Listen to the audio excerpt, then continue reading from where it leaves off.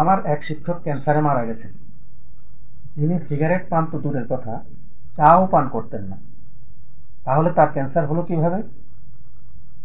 আবার যে ডাক্তার আপনাকে সিগারেট তামাক সেবনের জন্য নিষেধ করছেন, তার ড্রয়ার খুলে দেখবেন সিগারেটের প্যাকেট। তার মানে কি? সিগারেট এবং জর্দা হারাম হবে কিনা এ ব্যাপারে আমাদের আলেম ওলামাদের মধ্যে মতভেদ রয়েছে। কেউ বলছে হারাম, কেউ বলছে মাকরুহ, আবার কেউ বলছে জায়েজ। যারা হারাম বলছেন তারা এটাকে নেশাজাত দ্রব্যের সাথে তুলনা করেন এবং ক্ষতির দিক বিবেচনা করে হারাম বলছেন।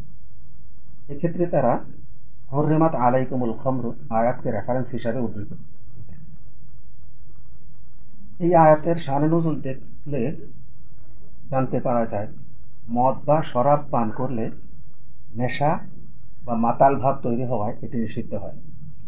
আমাকে কি কেউ বলবেন এখন পর্যন্ত কি কেউ সিগারেট খেয়ে মাতলামি করেছে?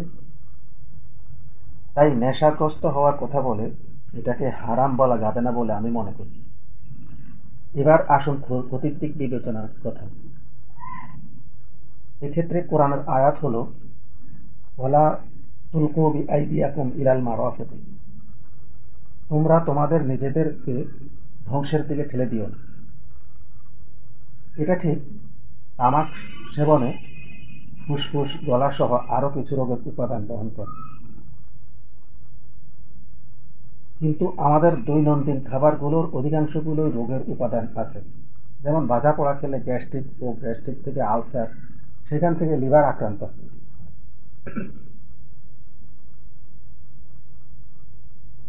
গরুর গোস্ত খেলে অ্যালার্জি, হাই প্রেশার, গ্যাস্ট্রিক হয়ে থাকে। এখন কেউ কি বলবে এগুলো এগুলো খাওয়া হারাম? এগুলাকে কেউ হারাম বলবে না, বরং খুব মজা করে খেয়ে থাকে। আবার চিনি ডায়াবেটিসের উপাদান, কিন্তু চিনি ছাড়া আমাদের চলেই না। তাছাড়া বায়ু দূষণের কারণে ফুসফুস ক্যান্সার সহ নানা রোগ হয়ে থাকে।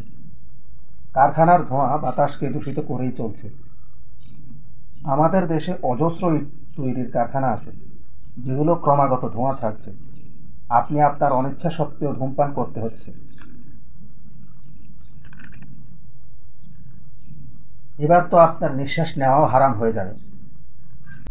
আমার এক শিক্ষক ক্যান্সারে মারা গেছেন, যিনি সিগারেট পান তো দূরের কথা, চাও পান করতেন না। তাহলে তার ক্যান্সার হলো কিভাবে? আবার যে ডাক্তার আপনাকে সিগারেট তামাক সেবনের জন্য নিষেধ করছেন, তার ড্রয়ার খুলে দেখবেন সিগারেটের প্যাকেট। তার মানে কি? তার মানে হলো, এগুলো খেলে আপনার রোগ হবে তা না, বরং রোগ হওয়ার পর এগুলো সেবন করলে আপনার সেই রোগ আরও বেড়ে যাবে। তাই নিষেধ। সব কিছু মিলিয়ে বলা যায়, যেহেতু এগুলোতে কোনো উপকার নাই, তাই মাকরু হতে পারে।